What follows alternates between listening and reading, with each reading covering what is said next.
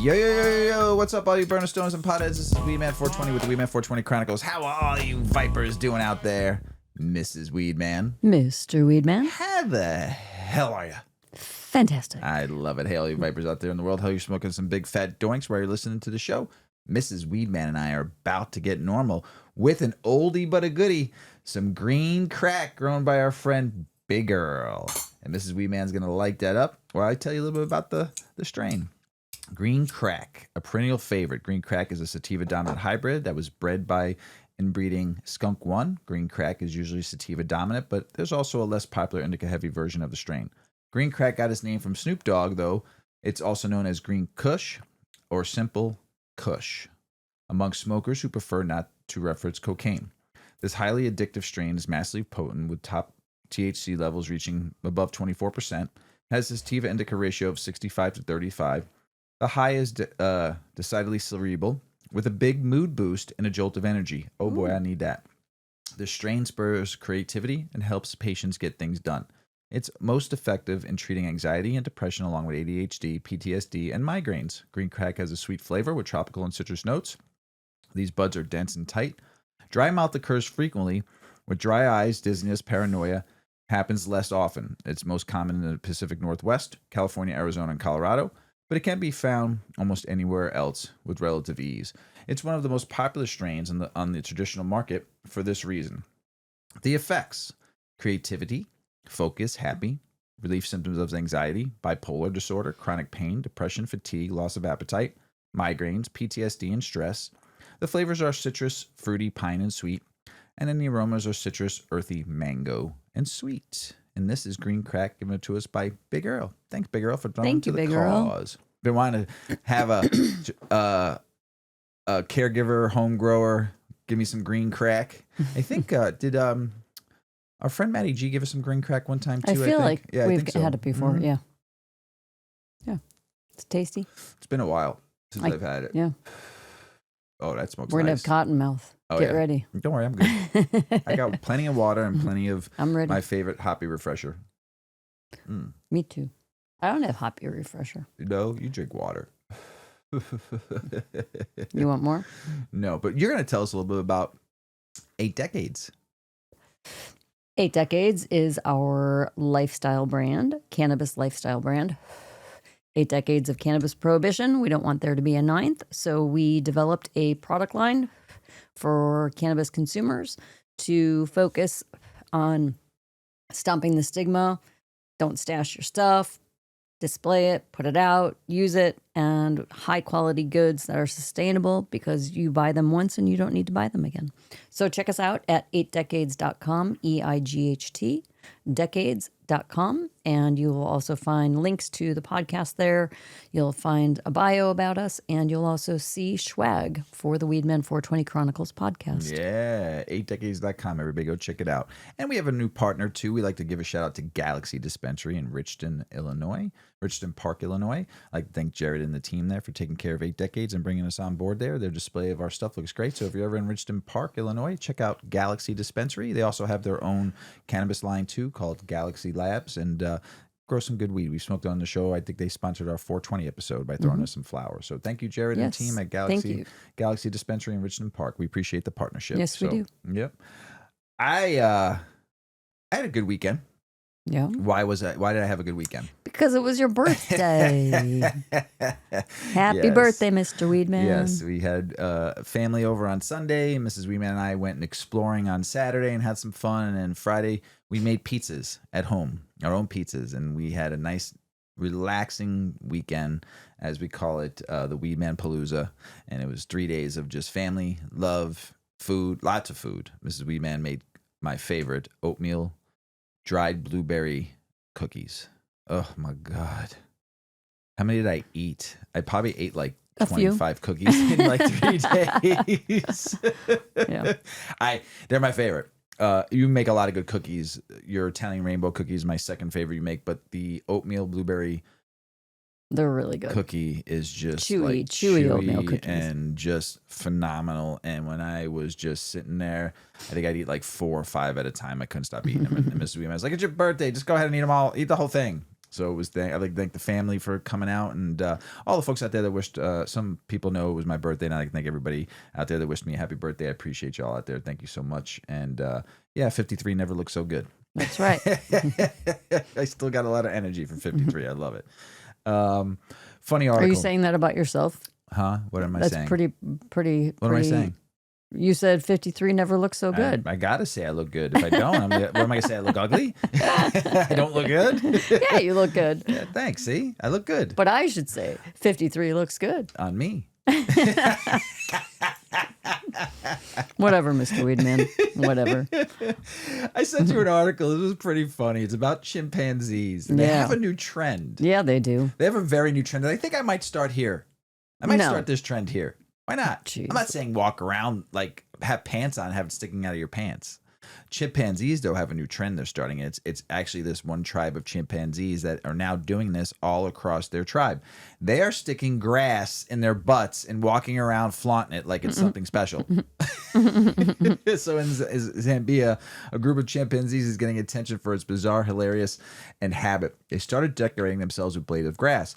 Not by weaving them into anything, just sticking them in their ears and sometimes in their butts. Researchers at the Chimfunchi Wildlife Orphanage has been watching this unfold for years. It started back in 2010 with a chip named Julie, who began sticking log blades of grass into her ears. And after her death in 2013, her son and a few others kept the trend going. The fashion statements seemed to mean nothing, functionally speaking, but it spread. Then came Juma in 2023. This male chimp took things to the next level by wedging grass into his bum and letting it dangle like a tail. Within a week, his entire tribe joined in. According to a new study published in July in the Journal of Behavior, it had nothing to do with hygiene or health. It's pure social signaling. So this new trend, this new fashion trend is a blade of grass in the butt. I think it's a phenomenal trend. It's pretty funny. I think it's a phenomenal trend.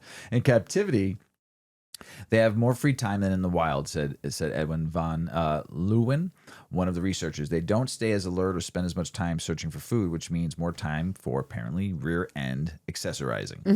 I heard they're going to get bejeweled grass blades at the zoo, and then start putting bejewels in them, and they're going to make their own bejeweled grass blades to walk around looking shiny. The study suggests this kind of memory serves a more meaningful purpose. By copying someone else's behavior, you show that you notice and maybe even like that individual. The bejewel, telling you, it's going to work.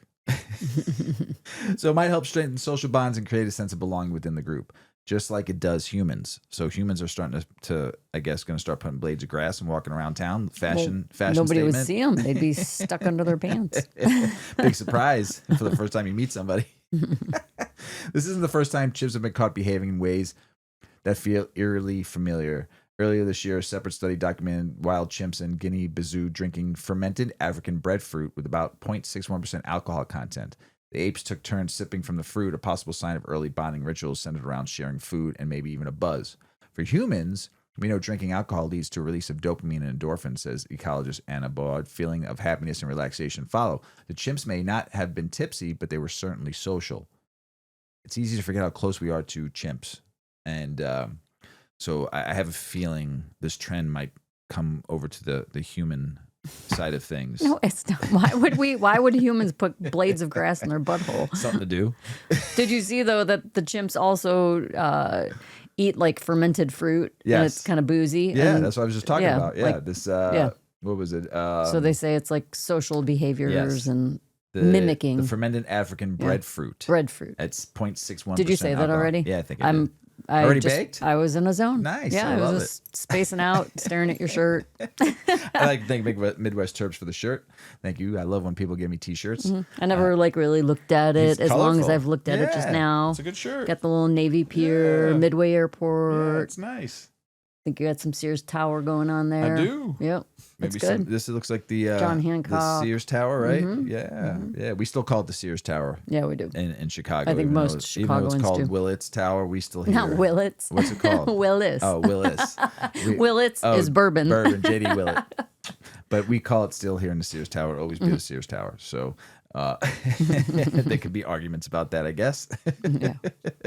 So, but I like to thank the chimpanzees for making me smile. I do love reading some fun articles before the show until we get why so serious. Miss Weedman, Mr. Weedman, anything else before we start the show? I think we're ready to start the show. All right, let's get the show rolling. How to tell if your weed is trash Ooh. by Green State.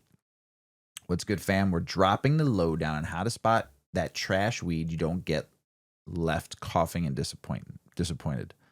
First up, the scent game. I've always talked about this, haven't I, Mr. Weedman? Mm-hmm. Your nose knows. Yep. One of my favorite lines is the old commercial of Fruit Loops, Toucan Sam. What did he always say?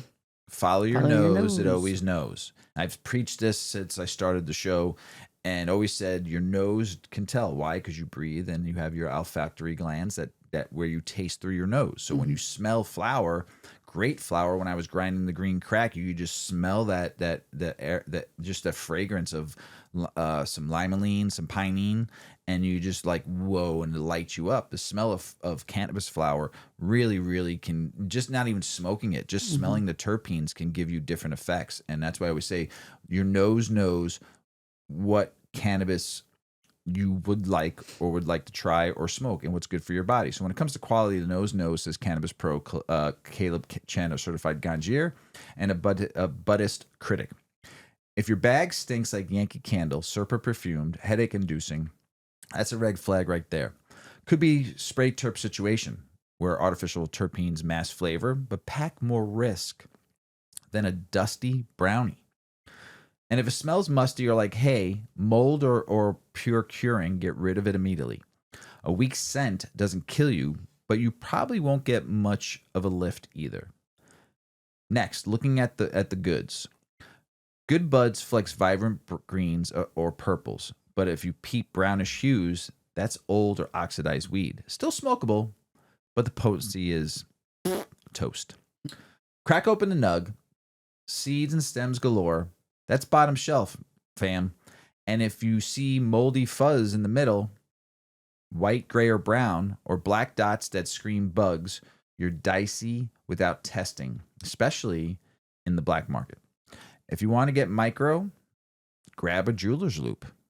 Dense, glistening trichomes with clear heads. That's primo. Sparse or headless trichomes, budget grade at best. Or get a microscope like me and really, really dive into what your weed looks like. Give it the field test. Good weed bounces back. A little squish, a lot of resistance. I was going to say something, but just like when I give a little slap on the ass. Too wet, risky mold zone. Too dry, and it turns to dust.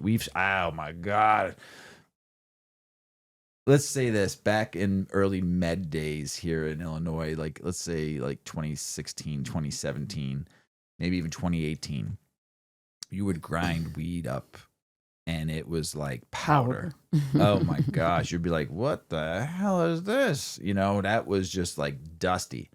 So, and there's no smell of that and no flavor. So pro tip, stash in a cool, dark closet and put a Boveda pack in your jar, your 8 Decades jar to be exact. Check us out on 8decades.com to keep the vibe just right.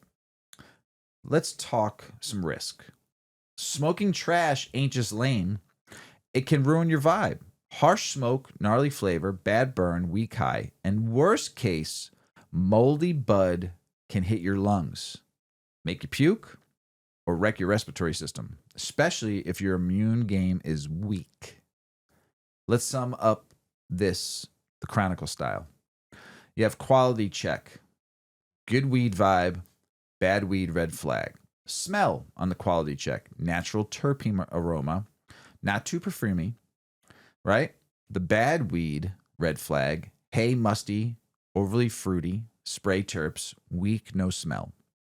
Quality check, color and appearance, green purple, dense with trichomes, nice beautiful orange or red hairs. Lavished with beautiful trichomes, dense buds, just looking beautiful with those nice creamy trichomes. Some of them might have just a little amber in it if you get a jeweler's loop. The bad weed red flag, brownish, lots of stems and seeds, molds and pest. Quality check on the texture, springy bounce, balanced moisture. Bad weed red flag is dusty, dry, or soggy and wet. Quality check on the outcome, smooth burn, flavor potent. Bad weed red flag is harsh, bland, possibly dangerous. Quality check, remember, good weed ain't cheap, and cheap weed ain't good. But these are the legit markers separating dank from dud. It's good to know. It is good to know. I mean, because a lot of people don't know what to look for. That's right. Especially in states where it's not deli style, and a lot of states are starting to do away with deli style, and you're getting prepackaged weed that's been sitting in a vault. You don't know how long. You don't know. You don't really even get to look at it before you get buy home, it. or you get it out to your car. The package is usually colored. Yes, and some of them have glass bottoms. I know some companies are doing some cool stuff that putting magnifying glasses in the bottom, and you can look at the weed and stuff like that. It's just you don't. It's a luck of the draw. Right. You know, they don't put the dates. You don't get to smell it. Right. You can't see the bud up close to know if it's dense and yeah. And dry bud. I mean, when you grab a dry bud and you put it in your hands, it just crumbles. It can still be terpy. It can still be sticky, but it just crumbles. Yes, and we like bud that's when you grind it, it bounces back it's fluffy. Like a little springy, fluffy. When you see bud like it's that. It's almost like what's that sand? The sand, kinetic sand. Oh yeah. It's kind of like a that. crumb of that. Yes, yeah. It's so nice. So hopefully that helps. Mm-hmm. So Mrs. Weedman, how alcohol and cannabis affect gut health? Yes. Tell us about it by the fresh toast. Mm-hmm. Cannabis awareness has significantly increased in the last decade, becoming a popular. Bear with me, I'm really this is a noggin knocker. It said it. Yeah, go straight to the head. Yeah. Becoming a popular topic in both scientific research and public consciousness. While the concept of gut-brain axis and the importance of gut microbiome has been studied for decades, it is only recently that the general public has become more aware of the impact of gut health on overall well-being. So let's talk about how alcohol and cannabis affect gut health. More people are questioning how lifestyle choices, especially substance use, impact the digestive system. While alcohol and cannabis are commonly used for social and recreational purposes, they interact with the gut in strikingly different ways. Understanding these differences can help guide healthier decisions, particularly for those prioritizing wellness and long-term health. Alcohol consumption, particularly in excess, has been long associated with poor gut health. Alcohol can damage the lining of the gastrointestinal tract, increase intestinal permeability, and it is commonly known that permeability problem is commonly known as leaky gut. Yeah. And it can disturb the balance of the microbiome. And that is the trillions of bacteria that help regulate digestion, immune function, and even your mood. Heavy drinking promotes the overgrowth of harmful bacteria and reduces beneficial strains like lactobacillus and bifidobacterium. Nice. You got you practiced that, didn't you? This imbalance can trigger inflammation, digestive discomfort, and weaken the gut's natural defenses. Chronic alcohol use has also been linked to gastrointestinal diseases such as gastritis, ulcers, and inflammatory bowel disease, or IBD. Cannabis interacts with the gut, though, and it gets there through your endocannabinoid system, which is a network of receptors that help regulate your digestion, appetite, and immune response. Unlike alcohol, cannabis does not damage the gut lining or directly alter gut permeability in most users. In fact, some studies suggest cannabinoids like CBD and THC may have anti-inflammatory effects, which could benefit conditions such as Crohn's disease or irritable bowel syndrome, IBS. Cannabis may also indirectly support gut health by reducing stress and anxiety, two factors known to worsen digestive symptoms. However, research, Mr. Weedman, is still needed. Still needed. Both alcohol and cannabis can have different effects depending on dose, frequency, and form of consumption. Occasional moderate drinking may have limited gut impact for some individuals, while heavy daily use is clearly harmful. Similarly, cannabis edibles may influence digestion differently than smoking or vaping, and high THC products can have stronger psychoactive effects. When it comes to gut health, alcohol tends to be a clear disruptor, while cannabis presents a more nuanced profile. While early research shows potential benefits of cannabinoids for gut inflammation and stress-related digestive issues, more clinical studies are needed. For individuals concerned with maintaining a healthy microbiome and digestive system, moderation and informed choices remain key. There we go. Yep. Lay off the booze and go to the green. Yeah. Your gut will like it's you. happening. Yeah. Oh, yeah. It's happening. Oh, yeah. There's been a bunch of stuff talked about cannabis versus alcohol, Mm-hmm. and what's the difference between the two. It's crazy what they're talking about. We've known this for alcohol, about alcohol for years. I like beer. I do. Yeah, yeah. I like, but moderation is But I key. think that people are realizing they can go out and have a cocktail and then have a mocktail that it has some CBD in it or Right. THC. Right. And they can have just as fun of a time. Yeah, And absolutely. they don't feel groggy and Right. run down the next day. And they're Yeah. still enjoying themselves. Hangovers are the fucking worst. Yeah. We talk about this all the time. Hangovers are the worst, especially as you get older. And it all has to do with hydration. Yep. I've said this to our kids for years. I'm like, for every 2 drinks, drink a glass of water. You'll thank me in the morning. Hydration is clutch when you drink. It's just like, I was in the bar industry for a very long time. Did a lot of shots, would guest after work here and there. Thinking about how many of those shots I've done and just destroyed my gut when you're drinking a shot of tequila, oh my God. And then drinking. I used to do a shot called the Dark Side. It was a shot of tequila with a Red Bull back because I could not stand the taste of tequila, but I would just do it because that's what everybody always asked for.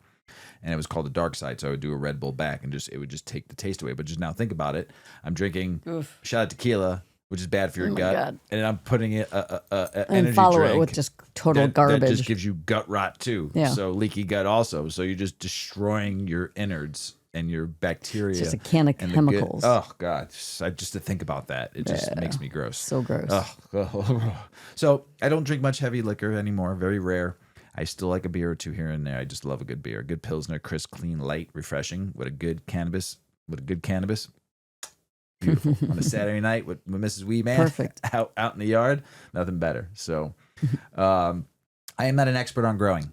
Okay. So I'm just going to let all you growers out there listen to our show. I'm not an expert. I do home grow. I love it. I've learned from a lot of really good growers. We do the grow hour. I'm a newbie grower. I have Big Earl, who is really good at growing. He's a phenomenal grower. He's one of my faves, and he's taught me a lot about growing, especially on the grow hour. But I do also like to talk about stuff I've learned by reading some stuff, and this is called How Light and Hormones Shape Cannabis Flowers. And this was written by the Nanjing Agricultural University, the Academy of Science. So, all right. So now we know how to spot bunk weed. Let's talk about what the pros are figuring out about how to actually grow the primo flower. Scientists have been studying how light cycles and plant hormones work together to shape those dense cannabinoid packed clusters we all love. Here's the wild part. Your cannabis plants. They'll grow out their first flowers no matter what lighting you give them. But when they're fully mature, that's when short day lighting, 12 hours light, 12 hours dark, becomes the magic key.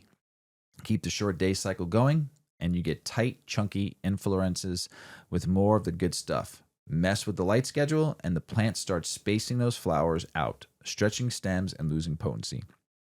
And the puppet master in this all, a plant hormone called gibberellin. Low gibberellin levels mean your buds, say that 3 times really Say fast, levels mean your buds stay dense. High gibberellin, whether from longer daylight or by spraying it on, makes your plants stretch out and loosens those flower clusters. Even crazier, more gibberellin under short days can actually drop THC and CBD levels, probably by messing with trichome development or throwing cannabinoid production off track. They found it's basically a 2-phase light reaction. At first, short days make stems grow fast, But by day 10, that slows down and buds start stacking tight. It's tied to a lower gibberellin, GA4, and auxin levels at the shoot tip. And auxin barely does anything here. It's really gibberellin running the show. For growers, this is like unlocking a cheat code. Keep short days rolling equals dense buds, high potency. Mess with the light or jack up the gibberellin. Airy flowers, weak cannabinoids. And for medical or high-end flower production, keep everything tight and consistent is gold. Bottom line, your plant is listening to both light rhythm and hormone balance. Get the harmony right, and you're smoking the kind of flower that gets remembered. Like I said, I am not an expert grower, but I do like reading about growing, and I try to learn as much as I possibly can. I thought this was pretty interesting. It is. For all you home growers out there and caregiver growers out there. Send me a note whether this is true or not. So, but this and even if you don't grow, I think learning how it's bud is grown, of course, it helps you appreciate it. Yeah, appreciate it more because it's a wonderful plant. That's right. This surprising study shows eating disorder patients prefer cannabis and psychedelics. Yes. Good article. Millions of people suffer from eating disorders, but a new report indicates that the most effective treatment may not be what is the most commonly prescribed. According to a survey published in JAMA Network, cannabis and psychedelics were rated the highest for improving eating disorder symptoms. The study was funded by the Lambert Initiative for Cannabinoid Therapeutics, which is a philanthropically funded research program at the University of Sydney. The survey assessed responses from 7,648 participants from 83 different countries, representing all major eating disorders such as anorexia nervosa, bulimia nervosa, and avoidant restrictive food intake disorder. Eligibility to be a participant included either being clinically diagnosed with an eating disorder or reporting disorder eating that causes distress. Overall, the best-rated drug for eating disorder symptoms was cannabis. Yay! With 56.1% of respondents rating it the highest. Along with cannabis, the survey results also indicated that psychedelics, specifically psilocybin and LSD, were also rated highly for alleviating eating disorder symptoms. Ratings for cannabis and psychedelics were much higher than psychotropics, which are commonly prescribed for eating disorders. Cannabis was rated much higher by those with restrictive eating disorders, like anorexia, in comparison to its rating by those with non-restrictive eating disorders like bulimia or binge eating. The authors hypothesized that cannabis may benefit those with restrictive eating disorders by increasing the hedonic value of food, according to the report. In contrast, it may be lower rated by those with bulimia or binge eating, as the appetite-enhancing effects of cannabis may increase binge and purge episodes. That makes sense. Yeah. Exacerbating the disorder. For bulimia and binge eating, the highest-rated medications were fluoxetine and lisdexamfetamine, something like that, both of which are U.S. Food and Drug Administration approved and sounds lovely, those words. Yeah, and are specifically indicated for those disorders. The report also found that 49.3% of respondents believed that they had a problem with using at least one substance. And despite the high ratings for cannabis, many daily cannabis users reported problematic use. In contrast to cannabis and psychedelics, the survey found that alcohol, nicotine, and tobacco were rated as the most harmful drugs. One of the major limitations of this survey was that it relied primarily on self-diagnosis, indicating that the results may be affected by recall bias. As such, our results should be interpreted as exploratory rather than definitive, the study authors wrote. However, the findings do suggest that future clinical research should be conducted to confirm which avenue is most effective in treating eating disorders. Yeah. Nice. Yeah. I have an uncle down in Florida. We'll call him Uncle Lewis. We'll call him that. We'll call him that. That's his name. That's his name. He's amazing. He makes me laugh. Oh, I mean, he's just a straight up Italian guy that's been a truck driver for 40 years, retired. Now he drives a bus with kids. Yeah. He's amazing. Doesn't use cannabis at all. But it was kind of funny. He texted me a while back ago and he sent me a picture of these CBD gummies for help down below. For the old Brajol is what I texted. I'm like, what are you trying to do? Help the old Brajol out? And he was dying. And it was very funny. And I said, do they work? He goes, I don't know. Well, I looked up some research and I just found something about gummies for ED, erectile dysfunction, and do they work? Okay. Tell me, Mr. Weedman. So it was fun.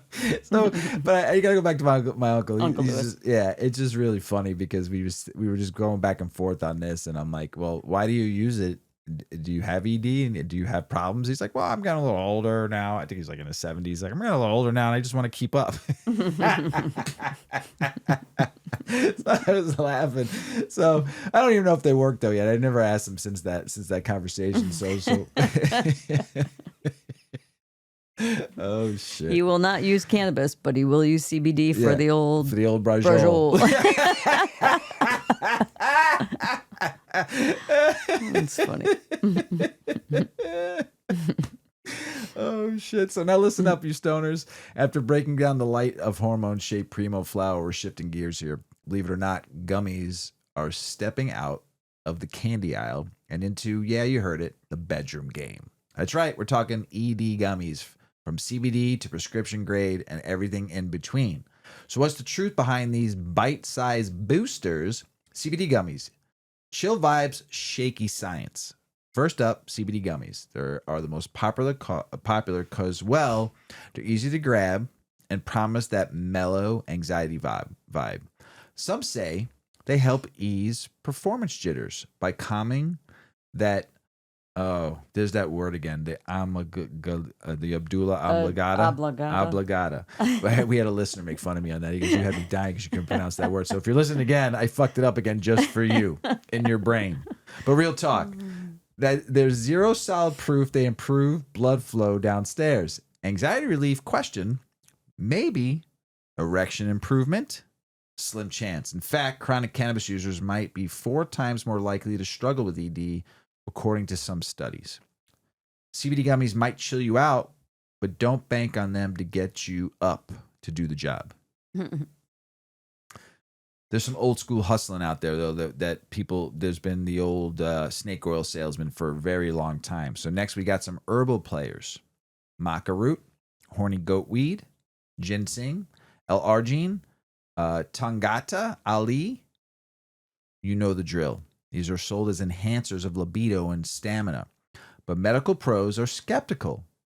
Most lack solid evidence and aren't FDA approved. So they're basically fruit-flavored folklore.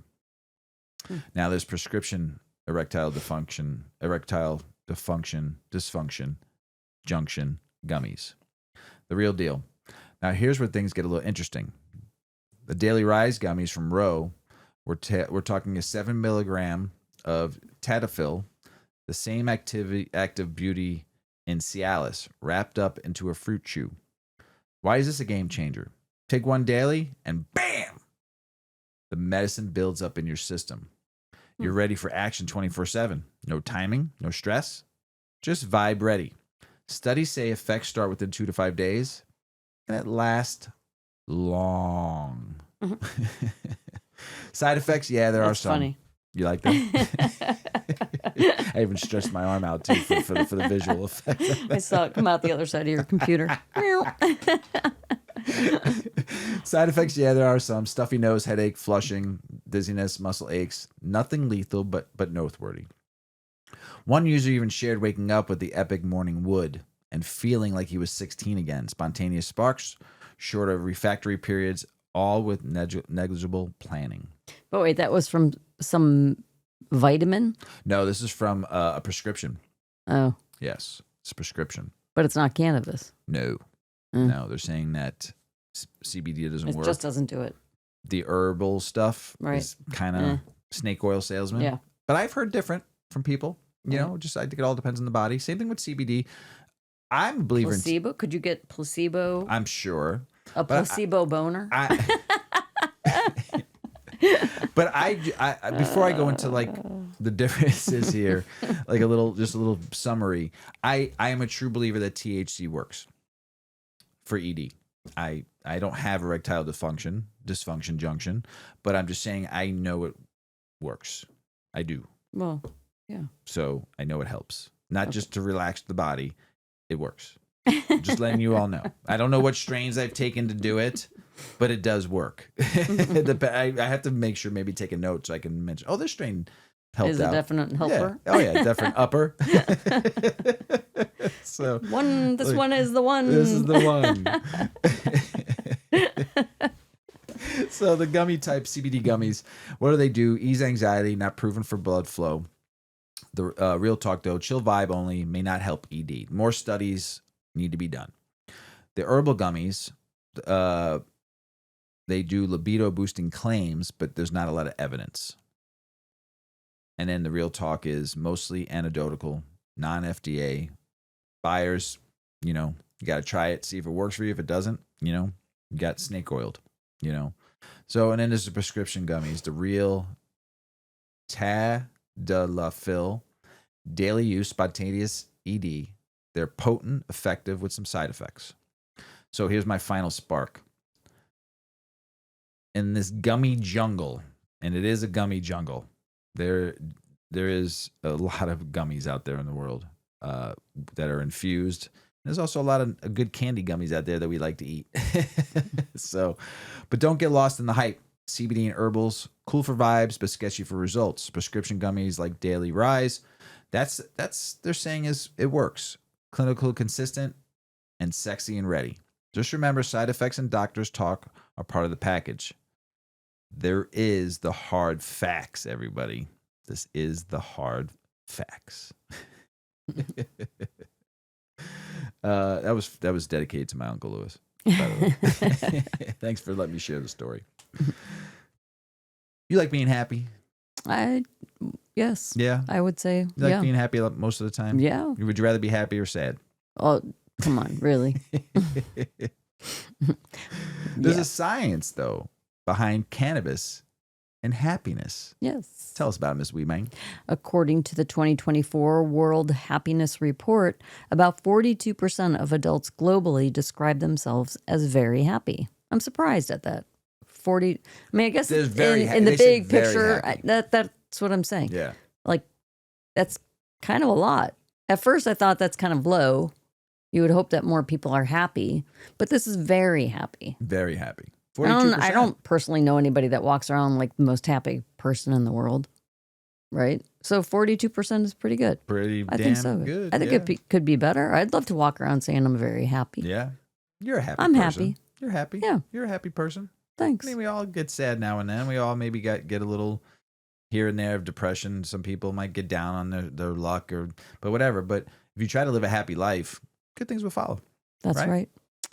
Okay, so let's get back to this. According to the 2024 World Happiness Report, about 42% of adults globally describe themselves as very happy, a number which dips even lower among younger generations facing rising stress, financial uncertainty, and burnout. With happiness becoming an active pursuit rather than a passive state, cannabis is gaining attention as a potential tool to help bridge the emotional gap. But what is the science behind cannabis and happiness? Marijuana has gained popularity not just for its recreational use, but for its potential benefits on mental well-being. As more millennials explore holistic approaches to happiness and stress relief, science is beginning to shed light on how cannabis interacts with the brain to promote positive feelings. Marijuana primarily works through the endocannabinoid system, or the ECS, and it is a complex cell signaling network regulating mood, appetite, sleep, and stress. The ECS includes cannabinoid receptors, particularly CB1 receptors in the brain, which are activated by THC, the psychoactive compound in marijuana. Let me repeat that in case you didn't hear that. Everybody, not just people who use cannabis. You in the back also. Yeah, everybody has an endocannabinoid system. And what does that endocannabinoid system do? It receives CB1 receptors. And what are those CB1 receptors activated by? THC. Mm-hmm. That means our body has a system to receive the plant and the benefits of it. It's pretty fantastic. Yeah. Great. So when THC binds to these receptors, it boosts dopamine. And I can tell you 100% does. 100%. And instantly, you have a feel-good feeling. And because of this dopamine neurotransmitter boost. And this can lead to enhanced mood and feelings of pleasure.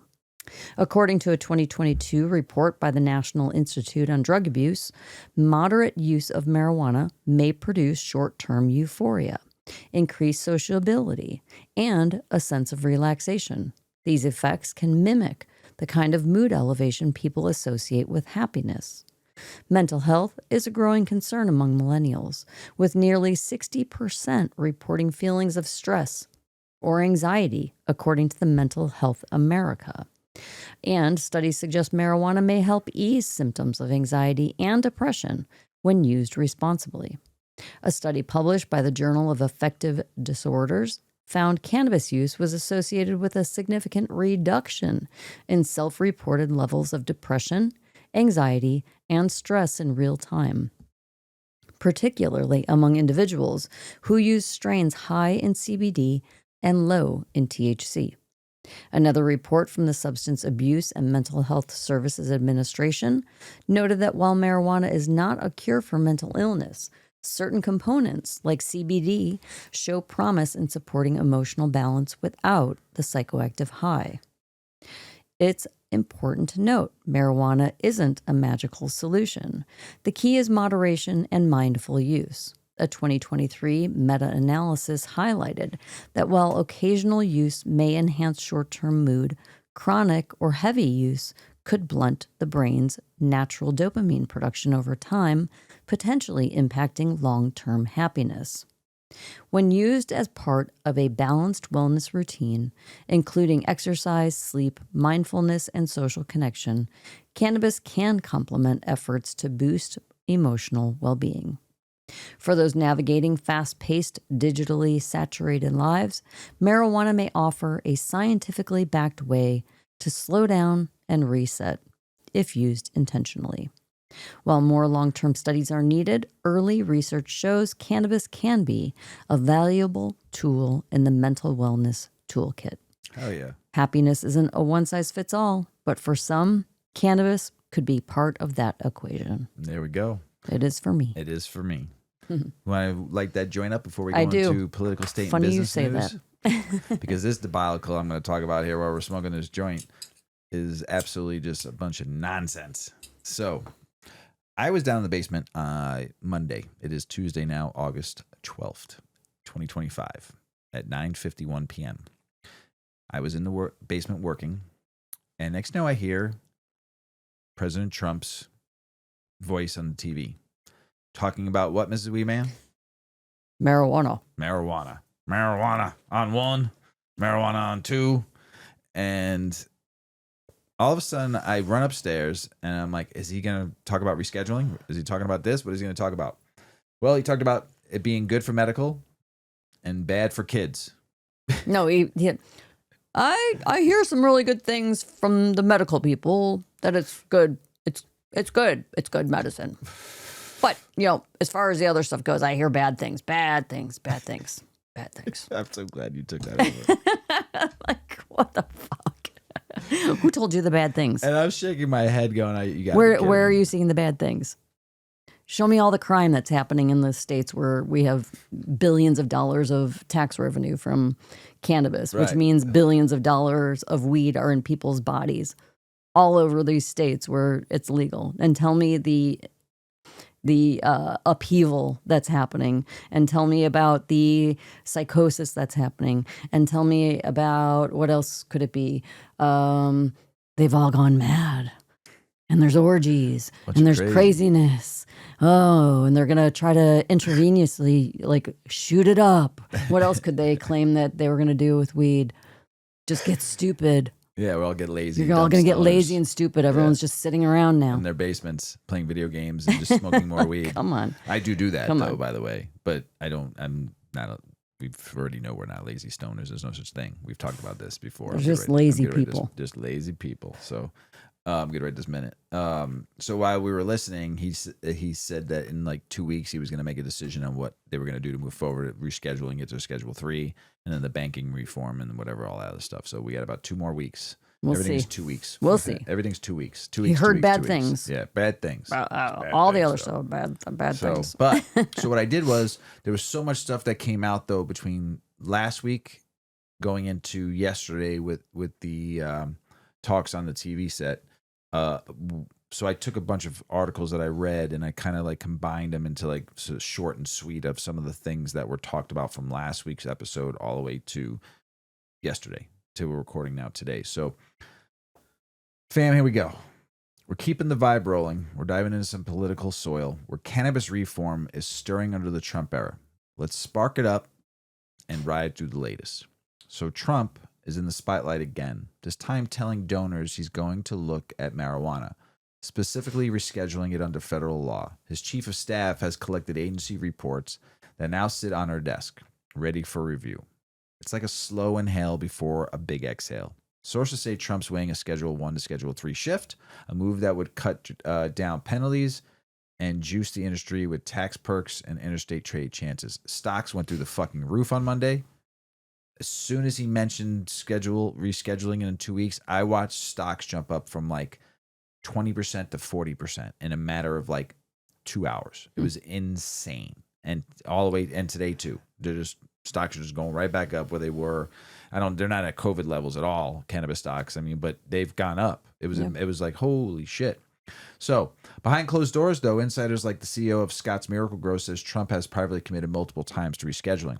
That's real, but publicly, not so much. And to keep us all guessing, his ex-press secretary, Sean Spicer, on his first term, swears legalization isn't happening under the president. Classic smoke and mirrors. Meanwhile, powerful players are throwing in the chips. Lots of money has been thrown out there. A political committee tied to Trump's super PAC just pushed a hard-hitting ad, reschedule cannabis and stack another win, Mr. President. Even the treasurer handles both accounts. Say what? That's influence with intent. Let's connect some dots, though. Back in the first term, Trump's administration rolled back the Cole memo and expanded federal reach. But he also signed the hemp legalization into law under the 2018 Farm Bill. So there's some mixed signals there for sure. Observers are even whispering about a secret anti-cannabis agency inside the Trump White House during round one, a so-called marijuana policy coordination committee tasked with keeping cannabis in check across agencies. Throw in an opinion piece urging federal reform, pointing at the growing public support, and push to expand medical access and snip absurd penalties. It all rounds out to a vibe that says something's changing, but I put maybe. Right? So there's a move and play, and what this means. Talking rescheduling, Schedule 1, Schedule 3, fewer penalties, tax perks. Private commitments behind the scenes nod from Trump to reform. Public pushback, legalization not today or maybe ever. PAC ads plus money. Industry is turning up the heat. Past record, mixed bag. Hemp, yes. Cannabis, maybe. Enforcement depends on mood. Secret committees, admin still battling internal reform versus crackdown. Public support or op pressure. The air is getting heavier. I can feel it calling in the air tonight. Oh, Lord. Could burst open soon, though. So here we are. Trump's dancing around pot like it's the last hit at a party. He's playing the silent sax at a jazz gig, letting the cues build. The momentum. Rescheduling? That's the tune he's testing or teasing. But full-blown legalization? Maybe. Not today. Maybe tomorrow. Maybe in 2 weeks. Maybe in 90 days. I don't know. But all fun aside, making fun of this, in some ways, it's not funny. We've had many presidents that could have done a lot of different things. What, 44? 43 and 44 Obama? He had many chances to do it, right? Trump 2016, Mm-hmm. right? Biden, this close, and decided to walk off stage or get the hook, one or the other, however you want to call it, and left it to HHS to do nothing. So, is this just another president that's just going to give you the little carrot? Come get it.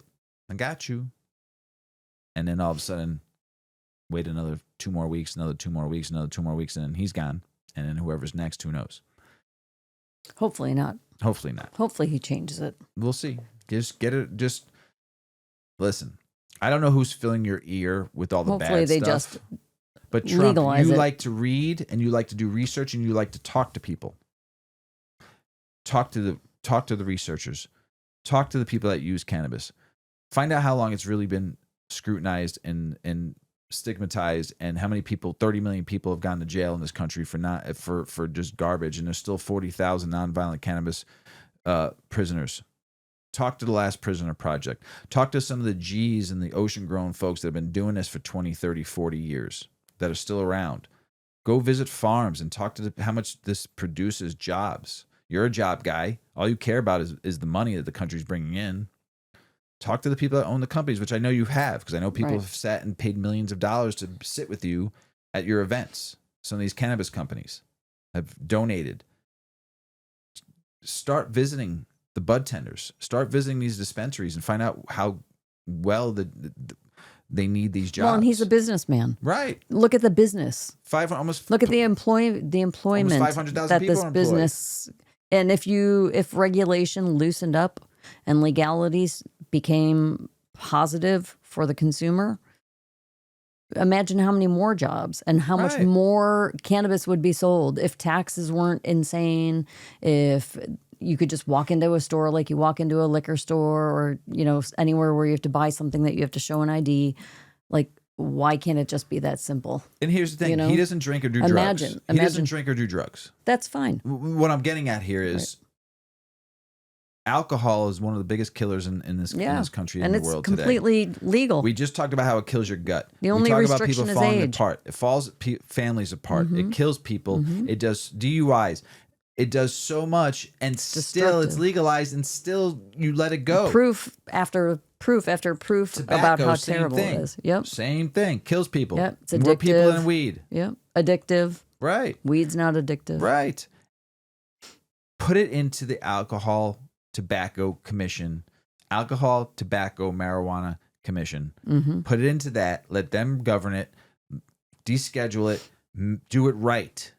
Stop listening to the people filling your ear with negative stuff, because their ears were negative from people telling them it was negative their whole life, and not looking out to us, the real G's, the real people that are out there fighting for legalization, going and being in the traditional market forever, getting thrown in jail, watching families be destroyed because now that person's got a felony and they can't get a job over a plant. Do the right thing. Do the right thing in the government. Do something good for this country. Take it off the schedule. Decriminalize it. Even if you just legalize it medically throughout the country, that's a start. Federally legalize it medically first. Let's see how it does. Let the states recreationally make it rec if they want to. Don't let the federal government get involved in the states. You already said that about education. Let the states handle their education. Let the states handle it. Right. So it shouldn't even be on the schedule at all. Right. Sheesh. Michigan's weed game is on fire, folks. The Great Lakes state is set to overtake California in cannabis sales. Maybe. Depends. We'll see. Thanks to low prices, tons of dispensaries, and Midwest demand. While California's downsizing and raised their taxes, Michigan's booming. Booming. July was a bit of a drag for cannabis sales. They crept up just 0.5%, but day sales dipped 2.7%. Western states like Arizona, California, and Oregon saw flat or negative growth. On the flip side, New York's adult use markets sparked a massive 857% year-over-year jump. Yes, more dispensaries. They're going to be doing over close to $2 billion this year. It's a big jump. Ohio's doing really well. Michigan, we just talked about. They're down a little bit because lower prices down, but they're still going to be a fucking almost $4 billion state, you know? So you have some really good positive stuff. You have some bad news with some states. It is how it's looking right now. So stay tight, okay, and stay tuned to like, man, be patient. Things are gonna get better. All the dispensaries that have been opened up across this country over the last 20 years, you're gonna have your herbs and flow until we get this figured out in the government level. So just keep your pants on, you'll be all right. The DA's slow-walking cannabis reform is fueling black market growth. States legalizing weed are seeing underground sales thrive because federal action stuck in neutral. The longer the feds drag their feet, the more the underground scene thrives. Time to stop stonewalling and let the legal market breathe. Here in Illinois, the Waukegan City Council in Illinois just approved a $1.5 million community development block grant for cannabis-related projects. This move aims to boost local business and support equity initiatives. It's a win for the community and the industry. Texas voters say loud and clear 80% want hemp regulated, not banned, but the THC ban bill is stuck in slow motion, while another GOP bill wants age limits instead. Politics or progress, either way, Texas is keeping us guessing. Y'all ready for the Lone Star shakeup? Y'all. California is on a roll. Since January, they seized nearly $480 million in illicit cannabis across 111 operations. That's over 270,000 pounds of unlicensed product and 260,000 plants eradicated. Plus, they've arrested 112 people, confiscated 52 firearms, and seized over $230,000 in cash. Looks like the Golden State's got a green thumb for enforcement. Metric and BioTrack. Those are systems implemented in each state. They're seed to sale tracking. So Metric and BioTrack just teamed up to streamline cannabis compliance. They've launched BT Government, an independent entity led by Mo Afnasi, to handle state contracts. Metric says focus on regulatory tech, while BioTrack shift gears to enhance commercial offerings like ERP and POS systems. No disruptions for existing users, just smoother operations ahead. Looks like the green tech game just leveled up. Connecticut's cannabis prices are soaring. In June 2025, the average price per gram was $9.46, nearly 3 times higher than Massachusetts' $3.31. The price gap is attributed to Connecticut's new market, which has less competition and supply. Massachusetts, having legalized recreational cannabis in 2016, benefits from a more mature and competitive market, leading to lower prices for consumers. New Mexico's cannabis scene is experiencing a shakeout.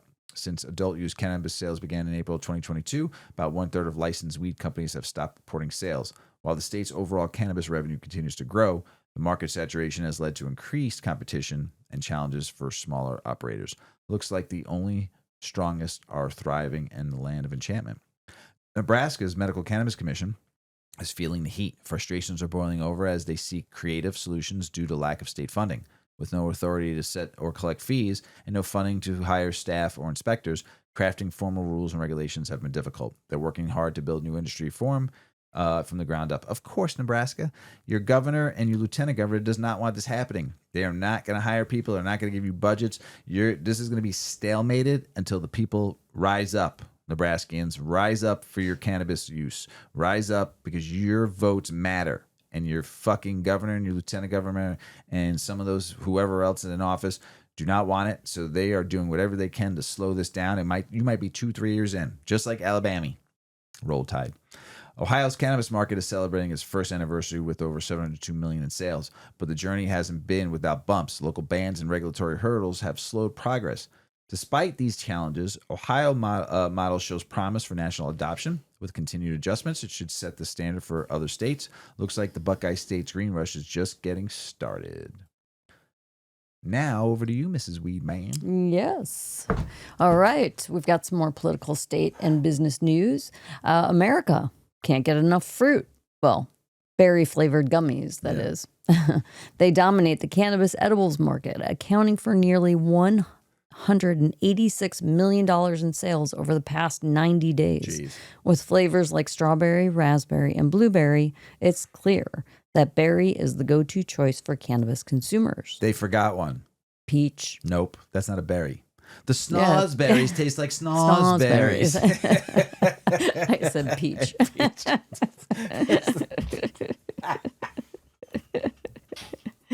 Oh, boy. And then I was going to say pineapple. All right. Cannabis fine dining is a trending high-end experience that you need to look into. Chefs across legal states are infusing marijuana into multi-course tasting menus, private dinners, and curated culinary events designed to delight both the palate and the mind. This trend is gaining traction, offering safe spaces and elevating the cannabis experience into something communal and creative. Cannabis, it isn't just a plant. It is a gateway crop. A new survey by Homegrown Cannabis Company reveals that 66% of cannabis growers eventually start growing tomatoes. For many, cultivating cannabis sparks a passion for gardening, leading to homegrown tomatoes, basil, strawberries, and even giant pumpkins. And peaches. Yeah, and peaches. It's not just about the bud. It's about cultivating joy in your own backyard. Oklahoma. There are cannabis activists back at it there. The Oklahomans for Responsible Cannabis Action, or ORCA, has launched a signature drive to put legalization on the 2026 ballot. With support, wait, Oklahoma is legal. It's medical. Is it just medical? Just medical. I thought they were legal. With support from hundreds of medical cannabis dispensaries and other retailers, they're aiming to gather over 172,000 signatures. Despite new state restrictions on petitioning, the campaign is pushing forward, hoping to turn the tide on cannabis reform in that state. Florida, always something going on down there. Well, their cannabis scene just got a shakeup. Christopher Kimball, the state's top marijuana regulator for nearly 3 years, has stepped down to join Governor Ron DeSantis' office as Deputy General Counsel. Taking the reins is Bobby Smith, a seasoned veteran from the Florida Department of Law Enforcement. With over 17 years in legislative affairs, she is ready to steer the Office of Medical Marijuana Use into its next chapter. Things could get interesting in Florida. Massachusetts is considering a major cannabis policy shift. This is ridiculous, everybody. Under proposed 2026 ballot initiatives, the state would recriminalize recreational marijuana sales, eliminating the commercial adult use market while maintaining medical cannabis access. Adults could still possess up to an ounce, but cultivation and sales would be repealed. The initiatives, titled An Act to Restore a Sensible Marijuana Policy, are currently under review by the Attorney General. Massachusetts, what's wrong with you? Yeah. What the fuck is wrong with you? Are you seriously? Yeah. I mean, come on. Right. Michigan dispensary owner Jerry Millen is bringing the heat with his new reality show, Cannabis Rescue. Think bar rescue, but for struggling cannabis businesses. Teaming up with Hollywood pros Todd Nelson and Michael D. Ratner, Millen aims to revamp failing dispensaries and help them thrive. The show is already in talks with major streaming platforms, and it looks like the Green Rush could be getting a makeover. I hope he doesn't act like that guy, though. Yeah. You know, Yes. it's just too much. After a while, like after a year, I couldn't even watch that show anymore. He's just too intense. It's not even just about being intense. It's just like, dude, relax a little bit, calm down. Sometimes you're Yeah. just like, man, Too intense. yeah. A new study from Washington State University reveals that teens are drawn to cannabis edible packaging that's bright and trendy. Researchers found that teens aged 13 to 17 were attracted to vibrant designs, associating them with being natural and aspirational. This raises concerns about accidental exposure and calls for stricter packaging regulations to prevent youth attraction. The study aims to inform public health strategies to reduce such risks. Can I just say something real quick about Yeah. this? And I'll probably get chastised by all the cannabis edible companies or just cannabis companies in general about this. No one gives a fuck about your packaging. I'm just telling you right now, no one cares about packaging. They're going to go home and destroy those gummies. They're going to take it out. It doesn't draw attention. 67% of all buying is done online. And if you think packaging is what really draws somebody to, there's one reason why they're buying your gummies. They like the taste, they like the cost, and they're reliable. Mhm. What the bag looks like, just make a purple bag, put your name on it, slap it out there, give it a good price, and it'll sell. I'm going to get chastised about this. I just think it's just a waste of money. You don't need to have all this colorful stuff, flowers, fruits, whatever, because it is attracted to children. and we're trying to keep this out of kids' hands so it doesn't make us look bad. There could just be like think about cigarettes. All cigarettes are packaged the same way, just a different logo, colors, right? Yes. Candy bars, packages of M&Ms and Skittles, like candy packaging is all very uniform. Right. You know, candy bar, like a package of You gum. waste so much money on like packaging. they could kind of universalize the way that things are packaged. We're supposed to be and then better. just the labeling. You're right. Could be We're their personal in stuff. Canada, everything has to be straight color. You can't have any logos, fruit, Right. anything. It's just one color. Yeah. Well, you can have different color bags, but it's just we waste so much money on packaging. It's gonna get Well, in and landfill. it's gonna kill our environment. It's just terrible how much Mylar bags and plastic. None of it's getting recycled either. All the glass. Right. So stop worrying about your packaging and make a fucking good product instead. That's reliable, that gets people where they want to be at, that's cost effective. You won't have to you can give a better price, a better everyday regular price if you cut down all the bullshit. You just give the people what they want. Good weed. I'll argue about this all day long because we're failing the earth, period, first and foremost, by all this shitty ass packaging we're doing across this. Every industry needs to fucking change their ways quick. What you always said like this: a bag of Doritos when I was a kid, at least it was filled halfway. Now you get a fucking giant bag of Doritos this big and there's this much in it, and it's all packaging that we don't need to. It's just mind-boggling how we think, and it's our fault too as consumers that we keep on letting this happen. Cannabis consumers, food, whatever. We do that. We're destroying Mother Earth with packaging. It's absolutely just ridiculous. And all of us should be fucking ashamed for what we do and how much we waste. And you could save so much money. It's just, I digress. I can go on for a very long time about this. So sorry, Miss Weedman. I cut you off. It's differentiating need from want. Give me a 5 on that one. Take it from Mrs. Weedman. She's one of the best shoppers I know. She's good at what she does when it comes to shopping. Clothes, food, cars. She taught me how to buy a car. Mrs. Weedman taught Mr. Weedman how to buy a car. You did. Thank you. You're welcome. Mrs. Weedman's a smart shopper, smart consumer. You look at a lot of things when you shop. You do. You're amazing at it. And I appreciate you, one, saving us money and being a great wife. Thank you. Thanks. Props to Mrs. Weedman, everybody. Back to the news.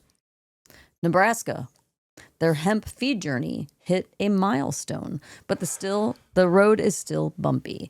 The Association of American Feed Control Officials has officially recognized hemp seed meal as an approved ingredient for laying hen feed. However, state-level adoption remains sluggish. Go figure.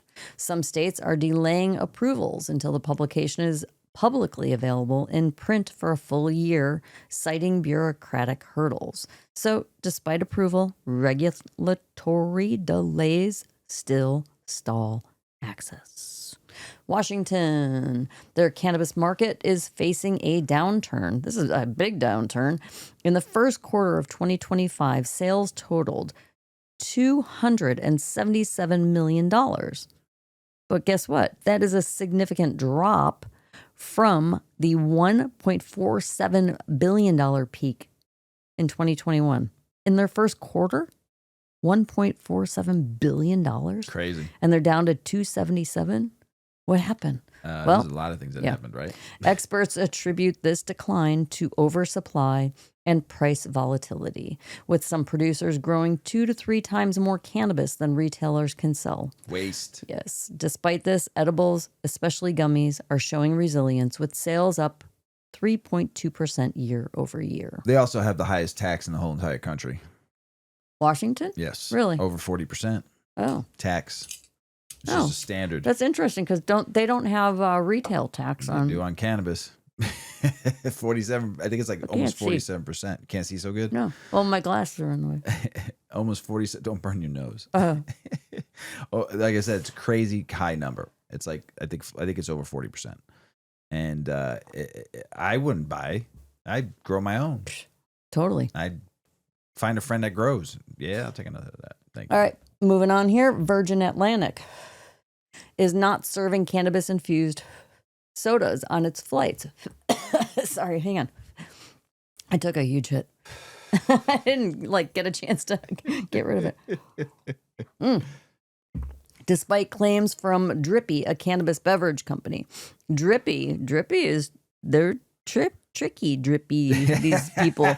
They did a promotional video with forged documents that suggested a partnership with the airline. Ballsy, ballsy, ballsy. However, Virgin Atlantic clarified that the story is entirely inaccurate.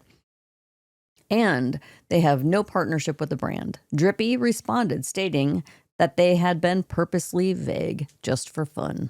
Pretty clever. I heard that's the end of the news. I'm going to send it back to Mr. Weedman. But I did just hear someone talking about you need to be like an interrupter, like social media. Like that's what this younger generation wants. They want their emotions to be like jolted. They need to be like stirred a little bit to get engaged with what it is that you're delivering. So what do you got to jolt them with? Some electricity? I don't know. Well, like this, little big fat lie. I got you. Make shit up. Little white Just lie. be a little crazy. Little crazy. Throw a little AI out there. I'm not going to do anything crazy. Who's coming with me? What's that from? Jerry Maguire. Yeah. Also half baked when he was getting fired from the record store. I tried to do Jim Brewer's voice versus what was his name? What's his name? Jerry Maguire, longtime actor. You know what I'm talking about. Tom Cruise. Thank you. Well, Yes. Sorry. Back to me with political state business back news. to you. New Jersey's cannabis workers might be getting a major labor boost. Assembly Bill 4182 recently passed aims to align cannabis industry labor rights with federal and state standards. The bill empowers the State Board of Meditation to enforce unfair labor practices and expands union organizing rights. If enacted, it would ensure cannabis workers have similar protections to public employees under New Jersey law. Pennsylvania news cannabis bill legalizes adult use marijuana but doesn't extend workplace protections for users. Employers can still enforce drug-free policies and fire employees for testing positive. The bill doesn't require accommodations or cannabis use or restrict employers from compiling with acceptable federal laws. This means while you can legally light up at home, your boss still holds the keys to your 9 to 5. What a way to make a living. Man, 9 to 5 job. Whoever created that. Crazy. Senator Rand Paul is actively negotiating with Senator Mitch McConnell and House lawmakers to find a middle ground on hemp THC regulations. Paul opposes a purpose that would ban hemp products containing any measurable amount of THC, arguing it could devastate the industry. He emphasizes the need for clear science-based standards to ensure consumer safety while allowing the hemp market to thrive. Good for you, Rand Paul.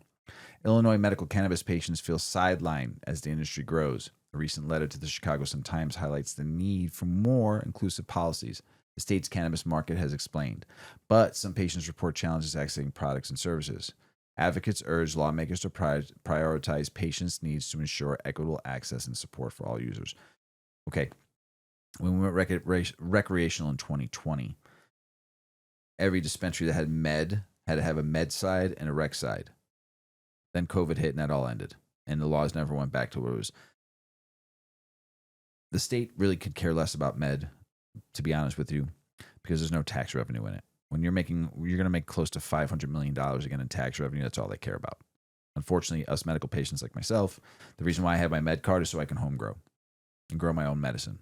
And I do like to go get gummies, and get my only 2% tax on my gummies. So it's kind of nice, and especially when all the sales too, so, and I know they do a lot of dispensaries here in Illinois do medical patient days. They give you the 30% off to cover the tax and all that stuff. But every dispensary in this state should be medical, not just the 52. Every dispensary should have a med rec license. You should have a med side and you should have a rec side.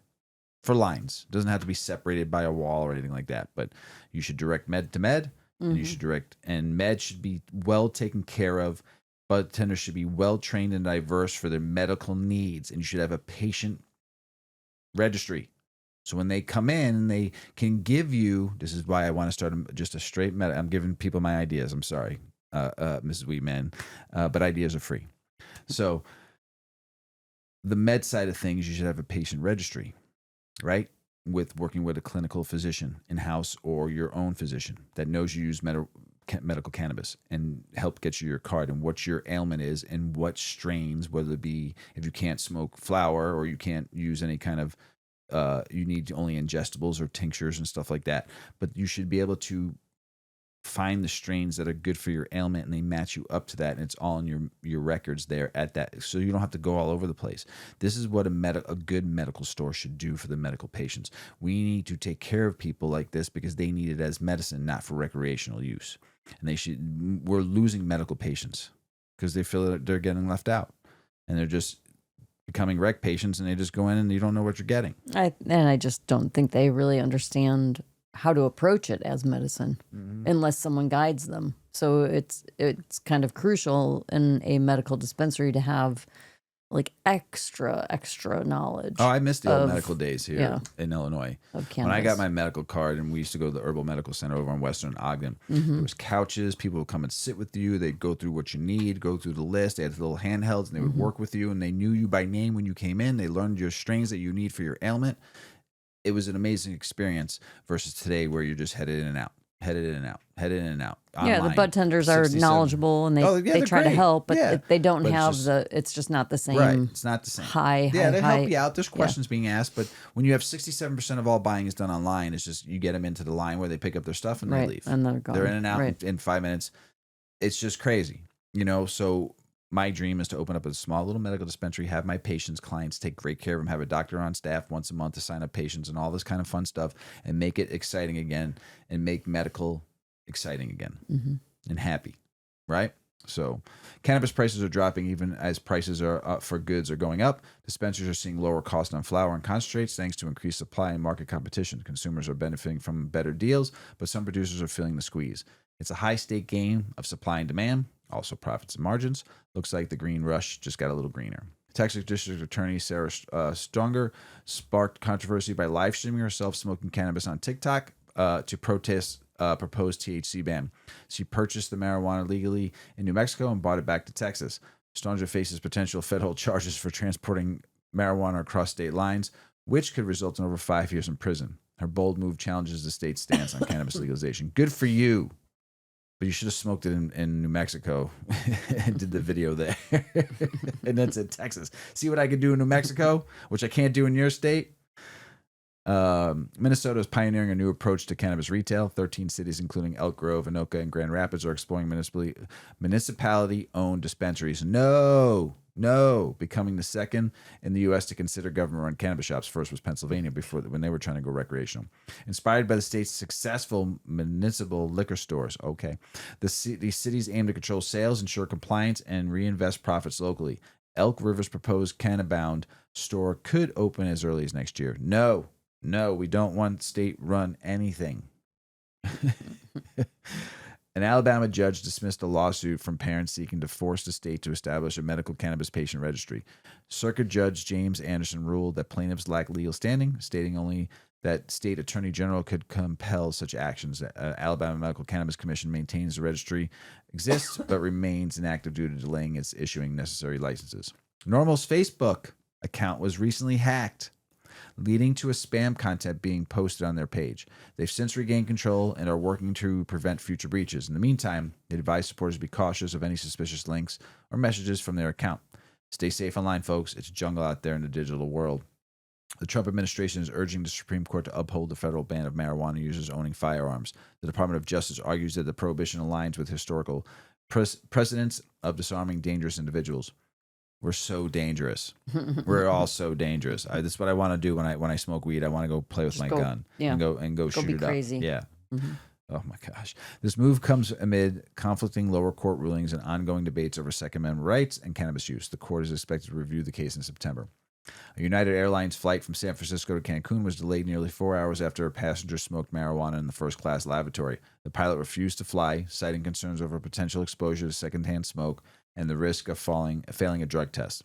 Passengers were deplaned and given $15 meal vouchers while awaiting the new crew. The incident sparked online debate about passengers' behavior on airline policies. That's the news, Mrs. Weedman. That was a lot of news. There's always a lot of news. There's probably another 10 more articles that I'll have to wait till next week that I wanted. It's just a lot. I mean, you can just do a whole show just on the news because Gary Gnu knows the news. News. Good news. With Gary Gnu. With Gary Gnu. This glaring cannabis safety issue can't be ignored by Green State. Tell us about it, Ms. Weedman. Yes, the consumer demand for cannabis inhalables like flower vapes or infused pre-rolls is growing. According to BDSA consumer data, 51% of cannabis consumers prefer inhalables. And as such, the importance of understanding how to create the safest, highest quality products is paramount. With this growing demand comes a unique opportunity for cannabis brands to lead with science-backed formulations and thoughtful product development. A key component of that work is toxicology, the scientific study of how substances interact with the human body. While it's often behind the scenes, toxicology plays a critical role in ensuring that inhalable cannabis products are both effective and safe for consumers. At its core, toxicology is the study of how different substances affect the body based on how they are used and how much exposure occurs over time. The principles are universal, regardless of the industry. In cannabis, toxicology is especially important for inhalable products because inhalation bypasses metabolic processes, exposing the consumer directly to the full dose of a compound. In contrast, ingestion allows the body to metabolize and often neutralize potentially harmful substances before they enter the bloodstream. This makes it especially important to assess how ingredients behave when inhaled or used consistently over long periods. While cannabis flower has been consumed for centuries, today's products involve far more variables, especially when they include added ingredients such as flavorants, carrier liquids, and other compounds that are used in vape formulations. By understanding how these ingredients interact with the body through inhalation, brands can formulate more responsibly and confidently. To support respiratory health and consumer safety, it's important to evaluate key toxicological considerations like respiratory effects. Some ingredients may cause mild irritation or sensitivity with repeated exposure. Identifying these effects early helps improve formulations and user experience. Chemical change with heat. When heated, some ingredients may transform into different compounds. Understanding these thermal changes allows brands to avoid ingredients that could form undesirable byproducts. That's scary. Cumulative exposure. Like, do they check on that? Really? I hope they do. Cumulative exposure. Long-term use of inhalable products means some users are exposed to certain ingredients daily. Toxicology helps determine acceptable thresholds for regular use. These factors are part of the evolving science that supports safer innovation. Just as other industries have matured with safety testing and standards, cannabis is now stepping into that next phase of responsible growth. After decades of cannabis prohibition have left regulators without the benefit of a deep, standardized body of research or the support of federal agencies that typically guide ingredient safety in products. As a result, the regulation of terpene blends and other exogenous additives have emerged in a fragmented and inconsistent way. While well-intentioned, these varied approaches often fail to effectively protect consumer health without placing undue restrictions on manufacturers.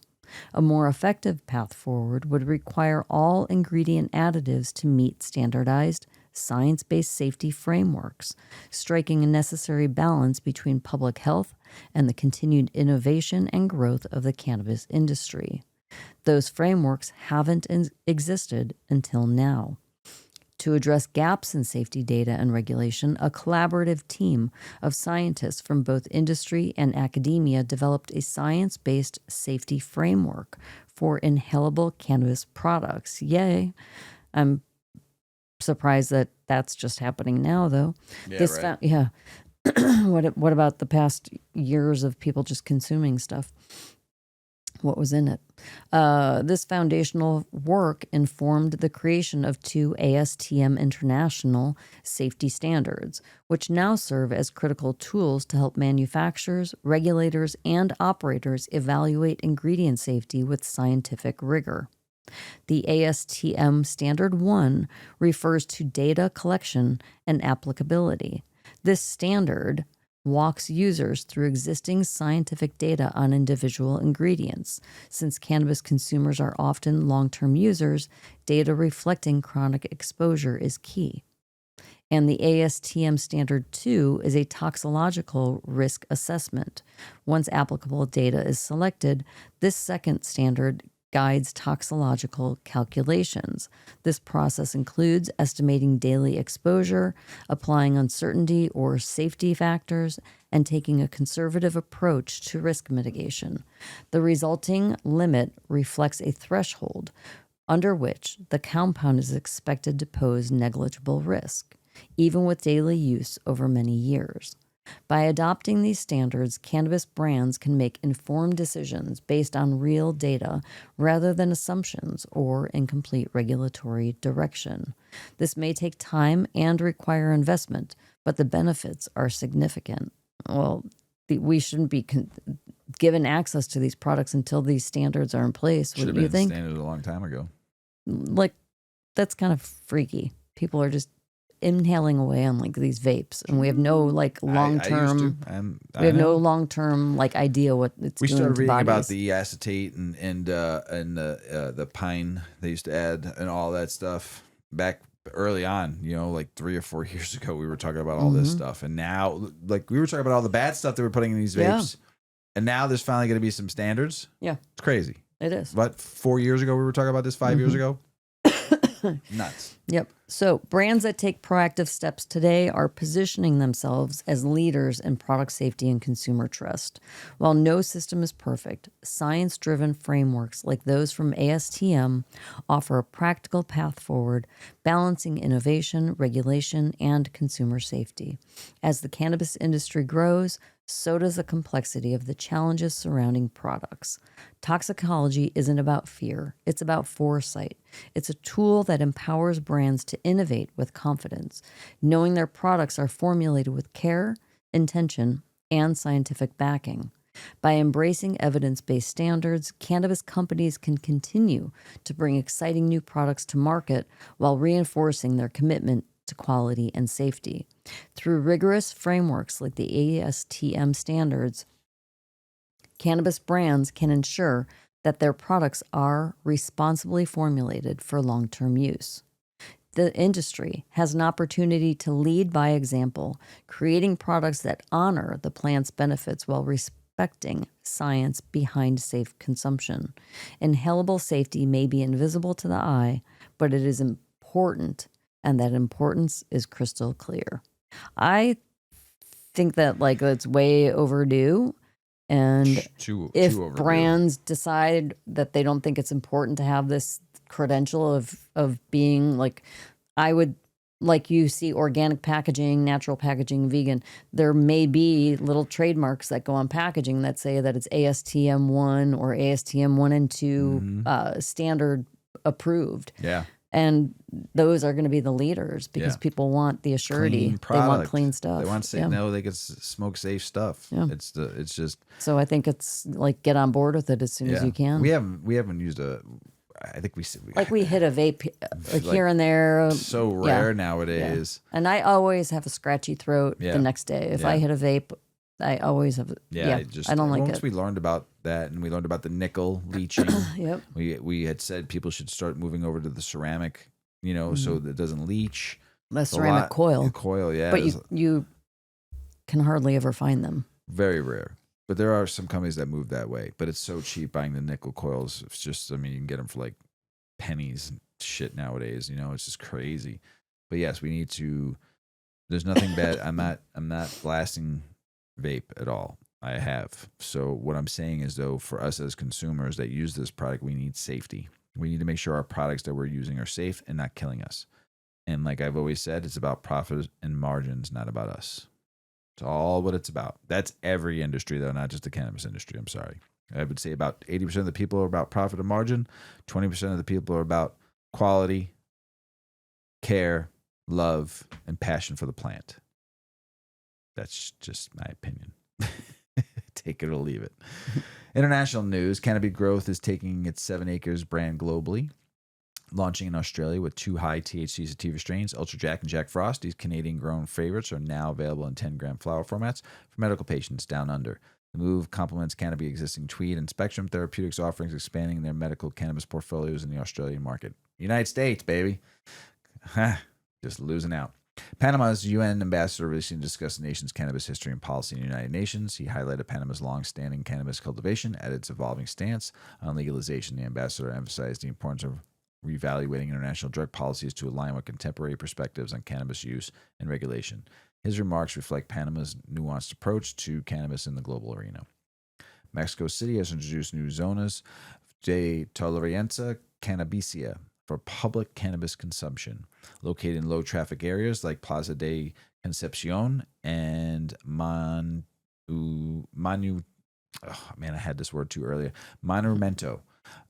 Simone Bolivar. These spaces allow adults to consume up to 28 grams of cannabis between 8 a.m. and 8 p.m. Strict rules prohibit sales, alcohol, and photography, aiming to balance public safety and personal freedom. I failed Spanish 1 and Spanish 2 all 4 years of high school, and I did pretty well on those, I think. And I'm telling the truth on that. I took Spanish 1 freshman year, took Spanish 1 again sophomore year. Finally passed it. Took Spanish 2 junior year, failed it. Didn't want to go to summer school. Took Spanish 2 senior year, failed it. My only F. And I didn't go to summer school. But I said those words pretty good. Yeah. I think I was being stubborn because the year I got into high school, they got rid of Italian. I was fucking irate. They're like, why don't you take German? I'm like, no. Why don't you take French? Okay. Why don't you take Spanish? It's the closest thing to Italian. I'm like, all right, sure, whatever. You're going to need it to get into college. I didn't need it to get into college. They didn't even look at it if I had taken Spanish. You know, they didn't even just like, I love the Spanish language. I just was being rebellious because I wanted to take Italian.